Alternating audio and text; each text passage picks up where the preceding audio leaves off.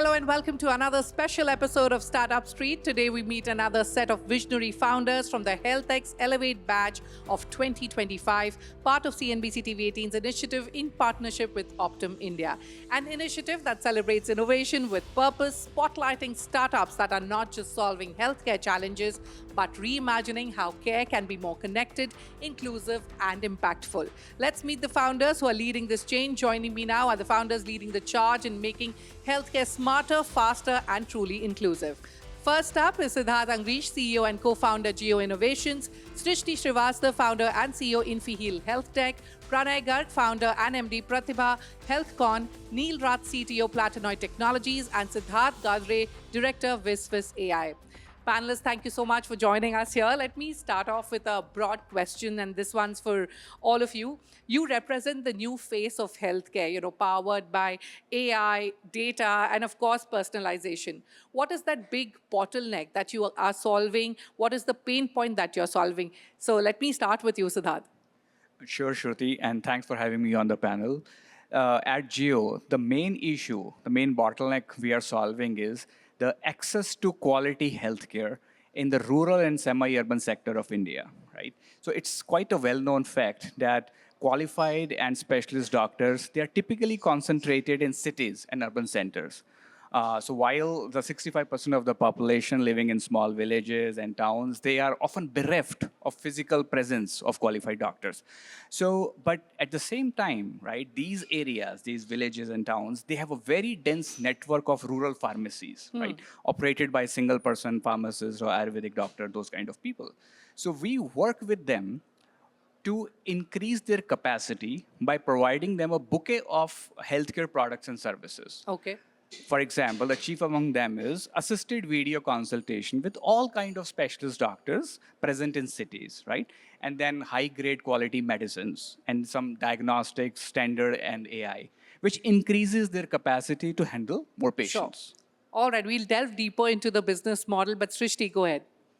Yes, we are trying to make mental health accessible, affordable, and stigma-free.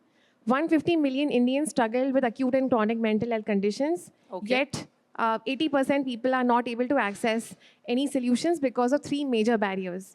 Barriers that are considered to be stigma, then you have accessibility issues and affordability issues. So that's what we are solving with Hilo, which is an AI therapist, which is anonymous, so anybody can talk to Hilo 24/7.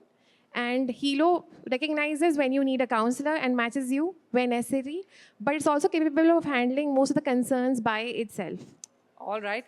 Moving to Pranay, what's Pratibha HealthKon solving? Thank you. And we've been around and solved a bunch of problems that are associated with the continuum, aligned with the Sustainable Development Goal 3, which focus upon coverage, access, and delivery, spanning from risk, getting down to access, care coordination, treatment, and rehab.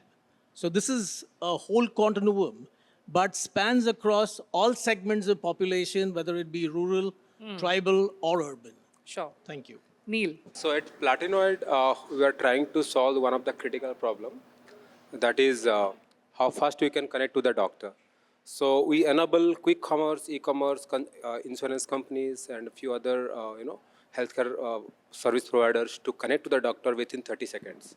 So our platform make, how fast you can connect to the doctor and get your consultation and get your prescription, get the medicine delivered, all those things. Sidharth. Hi.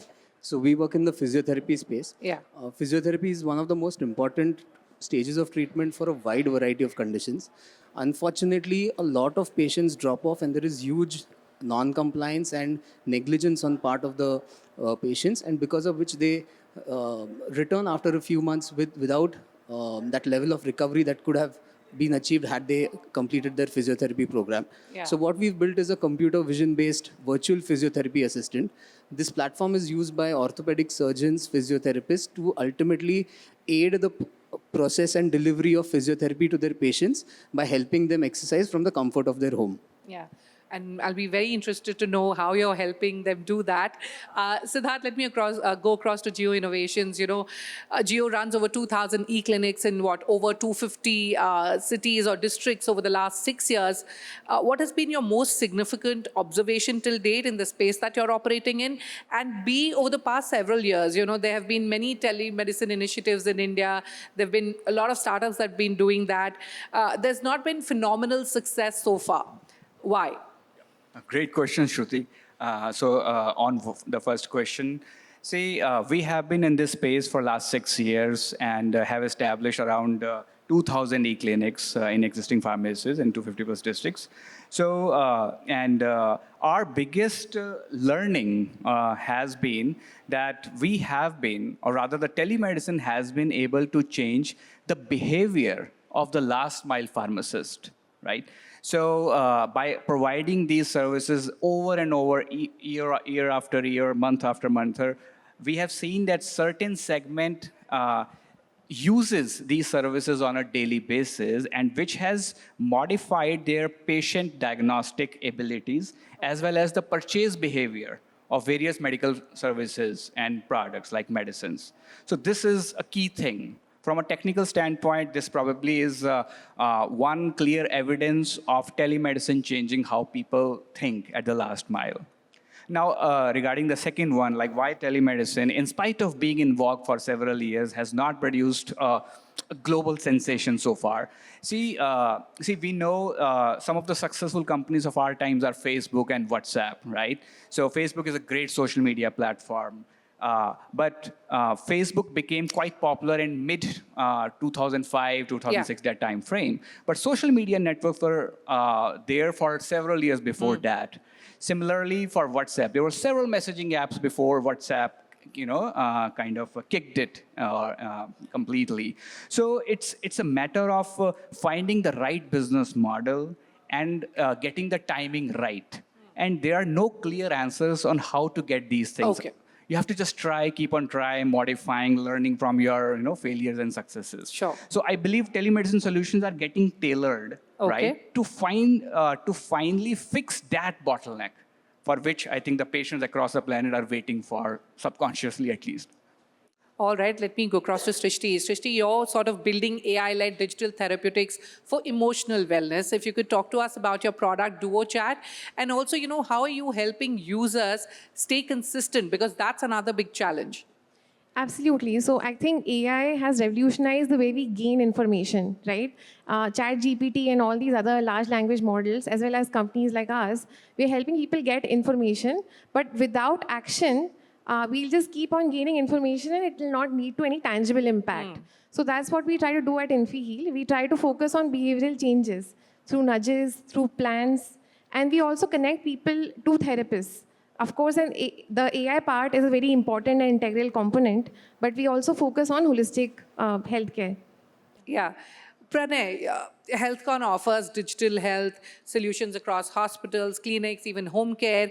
Take us through the business model first, how you're doing this, and what's been the toughest part about building an integrated ecosystem?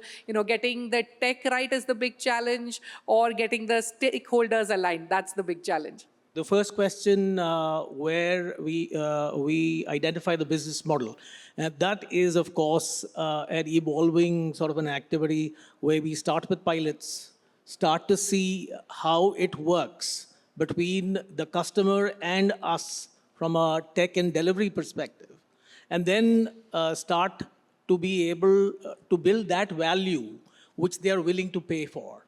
And that brought us to now making it an OpEx or a services model, where all of the solutions that we offer, which span across mobile health, point-of-care devices, wearables, and other such which roll up to an EHR, is offered as a service, which would be as a pay-as-you-go or an annual subscription. And the devices that are going to be used are based on condition. They can be exchanged over the counter.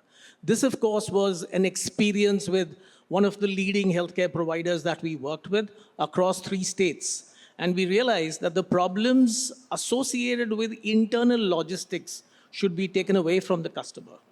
we should allow them to focus on how they deliver in the field to the beneficiary. Yes. So that is really how we arrived at this. The second question on what the bottleneck would be. Yeah.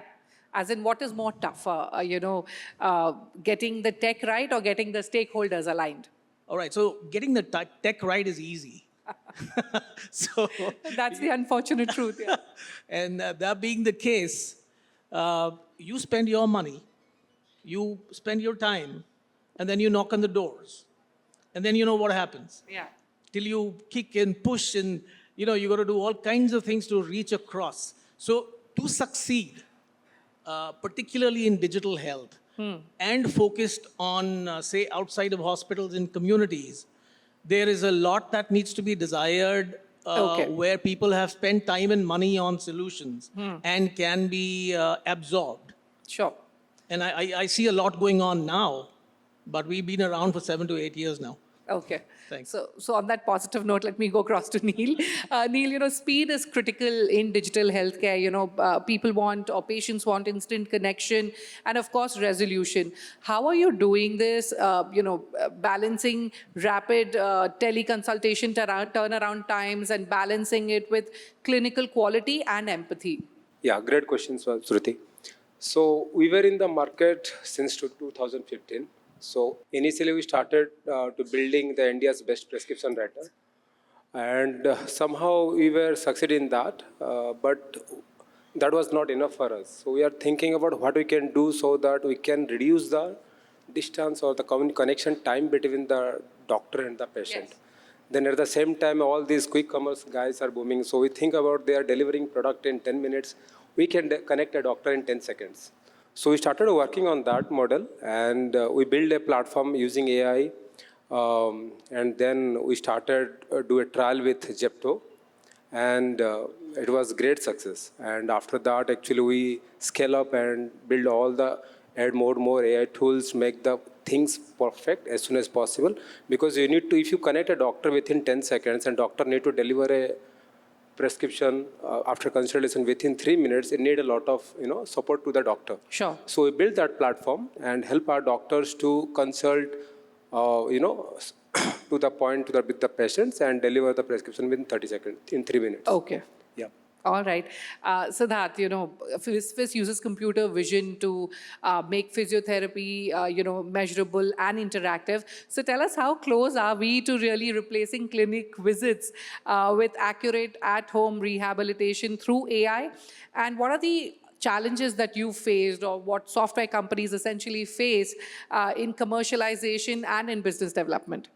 So I think both of these questions will probably converge into a single answer. Sure. I think the reason why patients continue to visit clinics is because of the human touch and the empathy that a physiotherapist provides.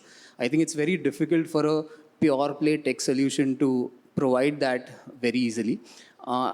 We as a platform are nowhere even claiming that we replace physiotherapist or that individual. In fact, our solutions are sold to doctors and physiotherapists who then use this platform with their patients. The biggest challenge here is that how do I make my platform very easy for a patient to use? Imagine a 60-year-old lady with a frozen shoulder who's not able to lift her arm, who's in tremendous amount of pain, and I'm asking her to keep the phone in a certain way and exercise with the application. It can be sometimes a bit overwhelming for the patient to exercise like this. For these patients, sometimes a person can definitely aid their recovery process. But if my UX or my user experience can be so terrific that the patient can continue to exercise for a longer duration, become more compliant towards physiotherapy when they're alone at home, I think the recovery is much faster. And once the doctor sees that the patient is recovering using this platform, I think my commercialization with the doctors and physiotherapists is also going to then eventually happen. So as long as it's easier for the doctor to absorb this into their existing workflows and not add to the workload, I think if I'm able to crack the experience for the patient, eventually things will happen very nicely for the doctors, and the commercialization will also be a successful And on that note, it's time for us to head into a short break. But on the other side, we continue with this engaging conversation with the founders that are reshaping the future of healthcare. Stay tuned.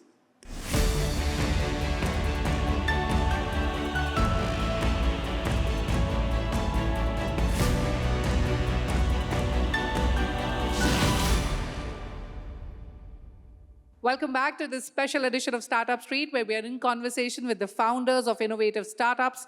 These startups are a part of HealthX Elevate batch of 2025, part of CNBC-TV18's initiative in partnership with Optum India. All right, Sidharth, before the break, you were talking about your venture. What I really want to know is that, AI-driven care often faces a lot of skepticism as well. How do you convince users, the clinicians, that your algorithms are safe, reliable? I think the problem is very real. A lot of surgeons depend on physiotherapy to ensure that the outcome of their surgery is as good as it can be. Hence, there is a clear focus from the medical community to ensure that physiotherapy is world class. Now, unfortunately, because of affordability, because of accessibility issues, patients are asked to, say, for example, exercise for 10 sessions, but they drop off after 5-6 sessions. They're asked to continue exercising for maybe 4 weeks after they've gone back home. There is huge amount of negligence. They're making mistakes, and recovery is not happening. So, I think that itself is a strong enough reason for our solution to be absorbed by the medical ecosystem, and hence we are also very much wanting to be a part of the existing healthcare ecosystem and not wanting to sit on the fringe in terms of being a B2C product which is used by patients, or calling ourselves under preventive healthcare. We are hardcore part of the medical ecosystem where we are prescribed for frozen shoulder, ACL tears, very regular musculoskeletal issues that plague probably every fifth person in this room. All right, Srishti, I want to get your opinion in as well, because, you're also combining chat companions with therapy. So how do you sort of draw that line between automated emotional support and when actually a human expert must step in? Right. So I think basically we're not trying to replace therapists, as he said, right? You cannot possibly replace human intervention in something like emotional well-being. What we try to do, however, is we try to make mental health more scalable through our AI therapist.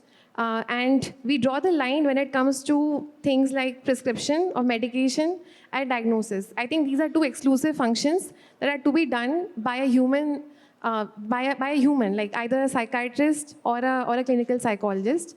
What we do is largely provide people with counseling through an AI, and where necessary, like I said, we match people to therapists. And we, of course, discovered the fine line. We've had like 4 lakh users on our platform so far. And we figured what is the optimum, what's optimum? What do people want to talk to a therapist with? Where do people actually want to use AI, right? So we discovered that over time. All right, my next question is for both Sidharth from Jiyyo and Pranay.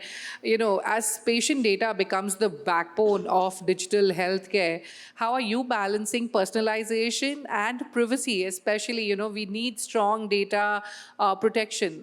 Sidharth, how are you doing that? So Shruti, in Jiyyo's ecosystem, we take it very seriously. All the patient data is encrypted by the latest, technology standard at the client side itself.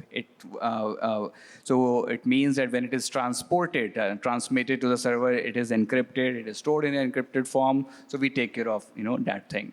So, and secondly, we, as a company policy, we do not share, this data with anyone, right? And it's not for sale as well. So that's the other thing, right? And we also provide a lot of information to the patient before they start availing the consultation, getting the right consent, getting, to let them know that what they are availing, and they have to share some data with a remote doctor. So these are the few steps, which we take to ensure that.